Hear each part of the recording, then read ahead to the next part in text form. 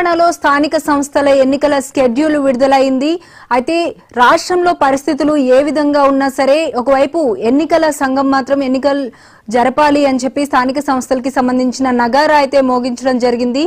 దీనికి సంబంధించి ఇప్పటికే హైకోర్టులో అయితే పిటిషన్ దాఖలు అవడం జరిగింది. హైకోర్టులో విచారణ పెండింగ్ లో ఉంది.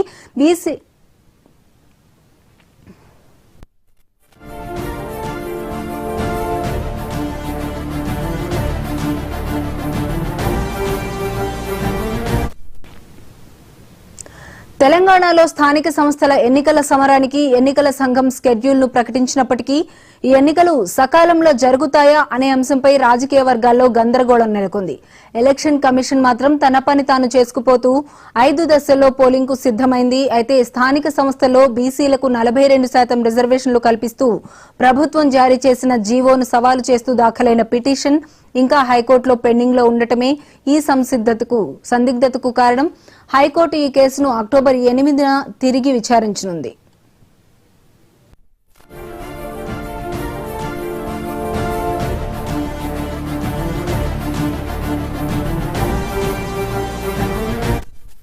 టైం షెడ్యూల్ కనుక మీరు ఇది 9వ తేదీ నుండి ప్రారంభమవుతుంది. ఆ రోజు నుంచి నామినేషన్స్ వేయవచ్చును. అయితే ఇవి దఫాల వారీగా ఉన్నాయి కాబట్టి మొదట ఎంపీటీసీ అండ్ జెడ్పీటీసీ స్థానాలకు, పిదప గ్రామ పంచాయతీలు అలాగే వార్డు స్థానాలకు ఉన్నటువంటి వేకెన్సీస్కి ఈ ఎన్నికలు అనేవి నిర్వహింపబడతాయి. 5 దఫాలుగా ఈ ఎలక్షన్ ఉంటుంది. ఒక్కొక్క ఫేజు 15 రోజుల్లో ముగుస్తుంది. అనగా 9వ రోజున నామినేషన్కి ఎలక్షన్ నోటీస్ ఇచ్చింది. మీకు డేట్ ఆఫ్ పోల్ 23గా చూడవచ్చును. 13వ తేదీ సెకండ్ ఫేజ్ జెడ్పీటీసీ ఎంపీటీసీలకు ఏదైతే ఉందో వాటికి డేట్ ఆఫ్ పోల్ 27గా చూసుకోవచ్చును.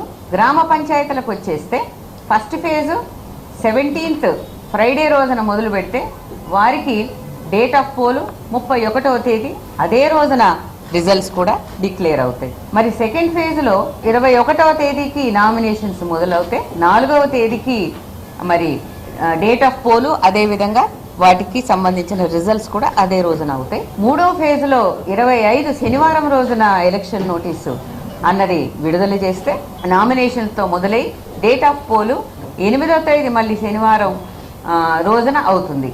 ఇవన్నీ ముగిసిన పిదప 11వ తేదీన ఎంపీటీసీ అండ్ జెడ్పీటీసీ కౌంటింగ్ అనేది ముగుస్తుంది. కాబట్టి దీన్ని బట్టి ఈ 5 దఫాలని 9వ తేదీ అక్టోబర్న మొదలుపెట్టి 11వ తేదీ నవంబర్కి ఇవి ముగియడం అన్నది ఈ యొక్క టైం షెడ్యూల్లో మీరు చూడవచ్చును.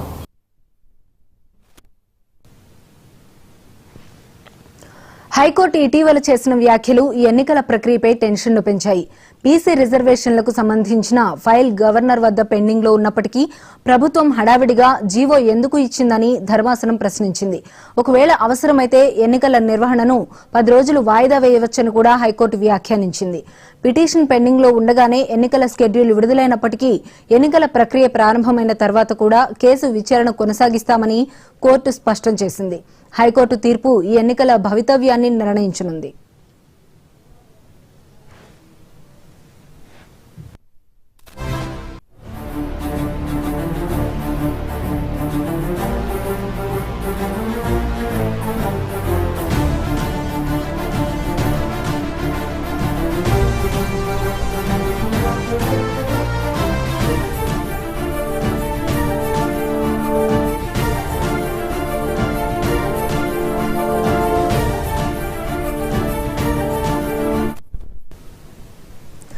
తెలంగాణలో స్థానిక సంస్థల ఎన్నికల సమరానికి ఎన్నికల సంఘం షెడ్యూల్ ను ప్రకటించినప్పటికీ ఈ ఎన్నికలు సకాలంలో జరుగుతాయా అనే అంశంపై రాజకీయ వర్గాల్లో గందరగోళం నెలకొంది.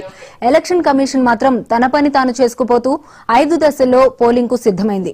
అయితే స్థానిక సంస్థల ఎన్నికల్లో బీసీలకు 42% రిజర్వేషన్లు కల్పిస్తూ ప్రభుత్వం జారీ చేసిన జీవోను సవాలు చేస్తూ దాఖలైన పిటిషన్ ఇంకా హైకోర్టులో పెండింగ్ లో ఉండటమే ఈ సందిగ్ధతకు కారణం.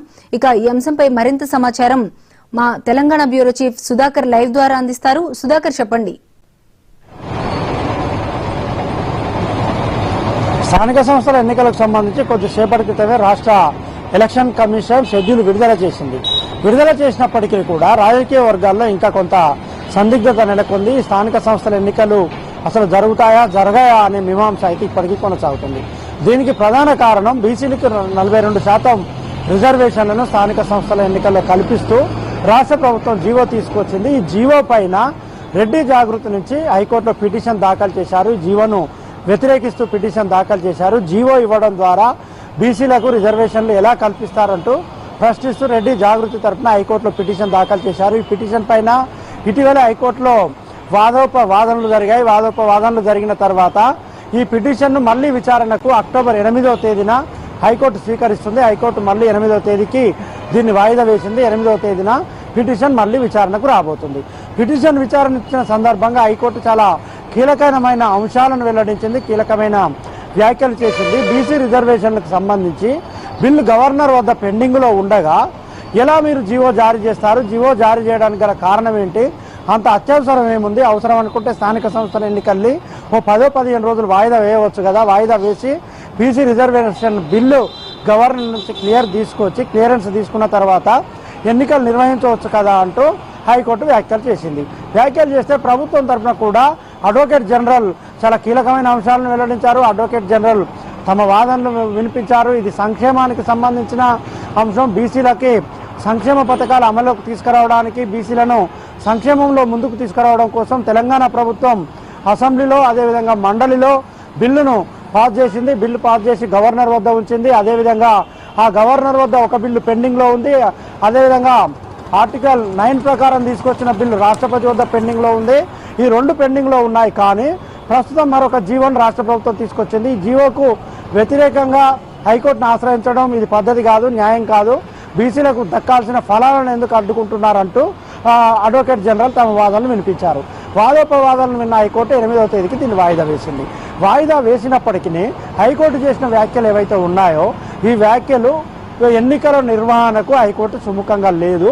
ఎందుకంటే చట్టం ప్రకారం ఎన్నికలు జరగాలి, కానీ చట్టం ప్రకారం కాకుండా చట్ట విరుద్ధంగా ప్రభుత్వం జీవో జారీ చేయడం ద్వారా బీసీలకు 42% రిజర్వేషన్లు కల్పించి ఎన్నికలకు పోతుంది అనే ఉద్దేశం హైకోర్టుకి ఏమైనా ఉందా?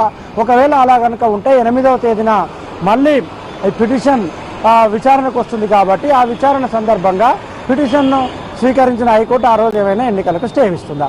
ఒకవేళ హైకోర్టు చాలా కీలకమైన మరో అంశాన్ని కూడా వెల్లడించింది.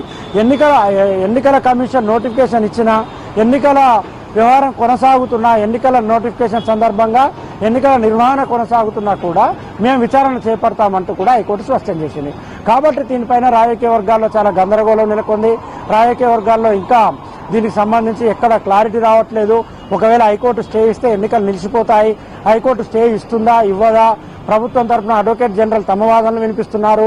రెడ్డి జాగృతి నుంచి పిటిషన్ ఇప్పటికే దాఖలైంది. రెడ్డి జాగృతితో పాటు మరికొంతమంది న్యాయవాదులు అటు తమ వాదనలు తాము వినిపిస్తున్నారు. కాబట్టి ఇంకా దీనిపైన గందరగోళం నెలకొంది. ఇదే సందర్భంలో ఎలక్షన్ కమిషన్ షెడ్యూల్ను విడుదల చేసింది. 5 విడతల్లో ఎన్నికలు నిర్వహించేందుకు సిద్ధమవుతుంది. మొదటి విడతల్లో ఎంపీటీసీ, 2 విడతల్లో ఎంపీటీసీ జెడ్పీటీసీ ఎన్నికలు, అదేవిధంగా 3 విడతల్లో సర్పంచ్ ఎన్నికల నిర్వహణకు సిద్ధమైంది. అక్టోబర్ 9న నోటిఫికేషన్ కూడా జారీ చేయబోతుంది. ఈ తతంగం అంతా ఒకవైపు ఎలక్షన్ కమిషన్ కొనసాగిస్తుంటే మరొక వైపు కోర్టుకు సంబంధించిన అంశం అడ్డంగా మారబోతుంది. ఈ నేపథ్యంలోనే తెలంగాణ పల్లెల్లో ఒక రకమైన సందిగ్ధత, ఒక రకమైన గందరగోళం నెలకొందని చెప్పొచ్చు. స్థానిక సంస్థల ఎన్నికలంటే తెలంగాణ పల్లెల్లో ఒక సందడి వాతావరణం, ఒక పండగ వాతావరణం ఉంటుంది. కానీ అలాంటి పండగ వాతావరణానికి, సందడి వాతావరణానికి హైకోర్టులో ఉన్న పిటిషన్ అనేది కొంత ఆటంకిగా, కొంత ఇబ్బందిగా మారుతుంది. ఈ పిటిషన్ కారణంగా ఎన్నికలు ఉంటాయా ఉండవా అనే సందిగ్ధత నెలకొంది. పోటీ చేయాలనుకునే అభ్యర్థులు, వార్డు సభ్యుడు మొదలుకుంటే సర్పంచ్, ఎంపీటీసీ, జెడ్పీటీసీ పోటీ చేయాలనుకునే అభ్యర్థులు తెర మీదకి రావాలా వద్దా? వస్తే వ్యయ ప్రయాసాలు ఎక్కువగా ఉండే అవకాశం ఉంటుంది. తెర మీదకి రాకుంటే ఒకవేళ ఎన్నికలు జరిగినట్లయితే వెనకబడిపోతామనే భావన ఒకటి నెలకొంది. కాబట్టి ఈ సందిగ్ధత అయితే ఇప్పటికిప్పుడు వీడే అవకాశం లేదు. అక్టోబర్ 8వ తేదీన హైకోర్టులో పిటిషన్